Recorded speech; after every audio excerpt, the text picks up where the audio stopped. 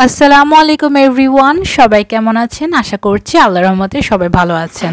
আজকে আমি আপনাদের সাথে দোয়া কবুলের কয়েকটি ঘটনা শেয়ার করব, যাতে আমরা দোয়ার গুরুত্ব বুঝতে পারি এবং সঠিক উপায়ে দোয়া করতে পারি এবং এর মাধ্যমে আখিরাত এবং দুনিয়াতে লাভবান হতে পারি। চলুন দেরি না করে প্রথম ঘটনাটি শুনি। হাবিব ভাই, বছর দেড়েক হলো তার সাথে পরিচয় আমার। খুব কম দিনই আছে যে ওনাকে ফজর নামাজে পাওয়া যায়নি। মুখে সবসময় হাসি লেগেই থাকে। মাঝখানে বেশ কয়েকদিন হলো তার সাথে আমার দেখা হয়নি। হঠাৎ গত পরশুদিন তার সাথে আমার দেখা ঠিক মাগরিবের পরে, কিন্তু এই হাবিব ভাই আর সেই হাবিব ভাইয়ের মধ্যে রাত আর দিনের ব্যবধান। চোখে মুখে রাজ্যের গ্লানি, চুলগুলো অগোছালো, মুখ শুকিয়ে মলিন। আগের সেই হাসি মুখ আর নেই, কেমন যেন উদ্ভ্রান্তের ছাপ ওনার চোখে মুখে। জিজ্ঞেস করাতেই বললেন তার জীবনে ঘটে যাওয়া সাম্প্রতিক এক অলৌকিক ঘটনা, যার মধ্যে রয়েছে আমাদের জন্য বড় একটি শিক্ষা। আমার রবের মহাত্ম দোয়া কবুলের অলৌকিক ঘটনা। আর 22 বছরের মেয়ের হঠাৎ ধরা পড়েছে এক মরণাপন্ন রোগ, নাম হচ্ছে টাইপ 1 ডায়াবেটিস। নীরবঘাতক এই রোগটি কোনো রকমের লক্ষণ ছাড়াই ভিতরে ভিতরে শেষ করে দিয়েছে মেয়েটার কিডনি। এরপর হার্ট অ্যাটাক হয়, পায়ের আঙ্গুলও কেটে ফেলতে হয়। ঢাকায় লাইফ সাপোর্টে থাকা তার মেধাবী কন্যা সন্তানটি পড়াশোনা করছে পাবনা প্রযুক্তি বিশ্ববিদ্যালয়ে। বাঁচার আশা একদমই নেই। অন্তিম পর্যায়ে একমাত্র আল্লাহর পক্ষে সম্ভব এই মুহূর্তে মেয়েটার জ্ঞান ফেরানো। ডাক্তাররা হাল ছেড়ে দিয়েছে, বলেছেন যে কোনো মুহূর্তে খবর পাবেন। লাশ বাড়ি নিয়ে যাবার সকল বন্দোবস্ত করে রাখবেন। অন্তিম সময়ের অপেক্ষায় আতঙ্কিত একটি পরিবার। মেয়ের চাচা হাবিব ভাইকে বলছিলেন গ্রামের বাড়িতে কবর খনন করে রাখি, কাজটা এগিয়ে যাবে। কিন্তু হাবিব ভাই ছিলেন অনড়। মেয়ের নিঃশ্বাস তো এখনও চলমান রয়েছে আল্লাহ রাব্বুল আলামিনের নিয়ামতে, সেটাতেই তার অগাধ বিশ্বাস। যেখানে চিকিৎসা বিজ্ঞান বলছে মেয়েটা আর বাঁচার কোনো সম্ভাবনা নেই, সেখানে বাবার মন সায় দিচ্ছে না। বারবার এই কথাই সায় দিচ্ছে, মহান আল্লাহ কিছু একটা করবেনই। এটাই বোধহয় রবের সাথে তার ইমানদার বান্দাদের বোঝাপড়া। শুক্রবার আসরের আজান হয়ে গেল। ধানমন্ডি মসজিদে হাবিব ভাই ঢুকেই 2 রাকাত নামাজ আদায় করে নিলেন। হঠাৎ তার মনে পড়ে গেল রসুলের সেই মাশরুর হাদিস, যেখানে বলা হয়েছে জুমার দিনে এমন একটা সময় আছে যে সময় কোনো মুমিন বান্দা আল্লাহর কাছে কোনো একটা কিছু প্রার্থনা করলে আল্লাহ রাব্বুল আলামিন তাকে খালি হাতে ফেরত দেন না। আরেকটা হাদিসও রয়েছে যেখানে বলা হয়েছে আজান এবং ইকামতের মাঝখানে দোয়া ফেরত দেওয়া হয় না। কাল বিলম্ব না করে দাঁড়িয়ে গেলেন, সালাতুল হাজত পড়লেন। এরপর 2 হাত তুলে দুনিয়া ভুলে রবের সাথে কথোপকথন করলেন, যে কথোপকথনের জন্য ছিল না কোনো মিডিয়া মাধ্যম, ছিল শুধু সন্তানের জন্য পিতার হৃদয়ের ভিতর থেকে আসা আকুতি আর নির্ভেজাল মিনতি। সাথে যোগ হয়েছিল চোখের আর নাকের এক হয়ে যাওয়া কান্না।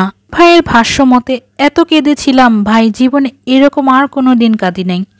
আল্লাহর কাছে বলেছিলাম, হে আল্লাহ, কালকের মধ্যেই মেয়েটার জ্ঞান ফিরিয়ে দাও। ও আল্লাহ, তুমি জ্ঞান ফিরিয়ে সুস্থ করে দাও। আল্লাহ, সারা পৃথিবীর কেউ পারছে না, কিন্তু তুমি চাইলে কিছুই অসম্ভব না। তুমি আমার মেয়েটাকে ভালো করে দাও। বিজ্ঞ ডাক্তারদের রায় ভুল প্রমাণ করে পরের দিন শনিবার সকাল 10টার মধ্যে মেয়েটার জ্ঞান ফিরে আসে। সেই সাথে হাবিব ভাই সহ পরিবারের সবার মুখে উচ্চারিত হয় দয়াবান আল্লাহর প্রতি অগাধ কৃতজ্ঞতা বোধ। মেয়েটির অবস্থা এখন উন্নতির দিকে। সুবহানাল্লাহি ওয়া বিহামদিহি সুবহানাল্লাহিল আযীম। হাবিব ভাইয়ের খুশি মনে বলছে যে সূর্য মিথ্যা হতে পারে, কিন্তু রাসূলের বাণী মিথ্যা হতে পারে না। স্তম্ভিত হয়ে গিয়েছিলাম একজন পিতার মুখে এইরকম কথা শুনে। হাবিব ভাই কোনো পীরের কাছে যাননি, মাজারে যাননি, কোনো হুজুরের কাছেও যাননি, এমনকি ধানমন্ডি মসজিদের ইমামকেও বলেননি তার মেয়ের জন্য দোয়া করতে। উনি একমাত্র রসুলের হাদিসের উপরই ক্লাসের সাথে আমল করে গিয়েছেন, নিজেই হাত তুলে ফরিয়াদ করেছেন। আল্লাহ রাব্বুল আলামিন তার কৃত ওয়াদা রেখেছেন। তিনি তো বলেছেন, যারা প্রার্থনা করে তাদের প্রার্থনা কবুল করে নিই যখন আমার কাছে প্রার্থনা করে। গরিব দম্পতি, তারা পাকিস্তানের গ্রামে বসবাস করত। একটি মাত্র সন্তান, উচ্চশিক্ষায় শিক্ষিত করেছেন তাকে। নিকটস্থ শহর থেকে ইঞ্জিনিয়ারিংয়ে গ্র্যাজুয়েশন করেছেন। তো তার সন্তান বিয়ে করলেন। প্রথম দিকে তারা তাদের আব্বা আম্মার সাথেই ছিল। অল্প কিছুদিনের মধ্যেই লোকটি তার স্ত্রীকে নিয়ে গ্রাম্য জীবন থেকে শহরে পাড়ি জমালেন। তিনি সৌদি আরবের জেদ্দায় চলে গেলেন কাজের সুবাদে। এভাবেই সময় পার হচ্ছিল। প্রতি মাসে পাকিস্তানে থাকা তার বাবা মাকে টাকা পাঠাতেন। টাকা পাঠাতো ভালো কথা, কিন্তু সে কখনো তার বাবা মার কোনো খোঁজ খবর নিত না। তারা কি খাচ্ছে, কি পড়ছে, আদৌ বেঁচে আছে কিনা সে বিষয়ে সে কোনোই খোঁজ নিত না। প্রতি বছরই হজ পালন করত এবং হজের পরই একটা স্বপ্ন দেখত যে তোমার হজ কবুল হয়নি। একজন ভালো আলিমের শরণাপন্ন হলো নিজের ব্যাপারে এবং হজের ব্যাপারে জানতে। আলিম ব্যক্তিটি বলল, তুমি তোমার মা বাবার কাছে যাও।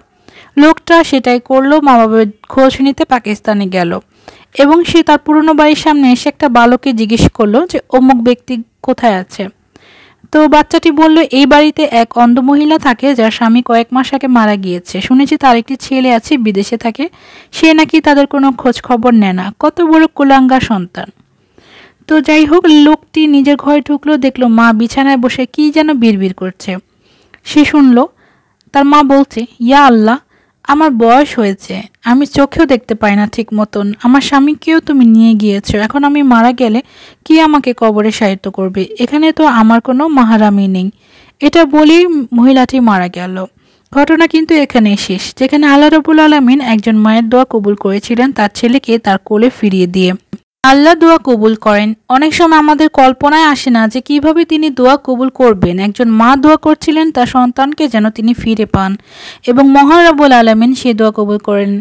আর আমাদের আমল কোনো কাজেই আসবে না যদি না আমরা আমাদের পিতামাতাকে সন্তুষ্ট করতে পারি, পিতামাতাকে ভুলে থাকি, তাদের সাথে সাক্ষাৎ না করি। আল্লাহ রাব্বুল আলামিন আমাদের পিতামাতার প্রতি শ্রদ্ধাশীল হওয়ার তৌফিক দান করুক, আমিন। হে আল্লাহ, আমার মাতা পিতার প্রতি আপনি সেইভাবে সদয় হন, তারা শৈশবে আমাকে যেমন স্নেহ মমতা দিয়ে লালন পালন করেছেন। ভিডিওটি আমি এখানেই শেষ করছি। দোয়া কবুলের আরও কিছু ঘটনা নিয়ে আমি এমনই ভিডিও তৈরি করেছি, আশা করছি আপনারা দেখবেন। বেশি বেশি করে আল্লাহ রাব্বুল আলামিনের কাছে দোয়া করবেন। আমার ভিডিওটি যদি আপনাদের 1%ও ভালো লেগে থাকে, প্লিজ চ্যানেলটি সাবস্ক্রাইব করে দিবেন। আপনার একটা সাবস্ক্রাইব আমার জন্য কিন্তু অনেক মূল্যবান। আমার সমস্ত সাবস্ক্রাইবার এবং ভিউয়ারদের জন্য দোয়া রইল। আশা করছি আল্লাহর রহমতে আপনারা সবাই ভালো থাকবেন। আল্লাহ হাফেজ।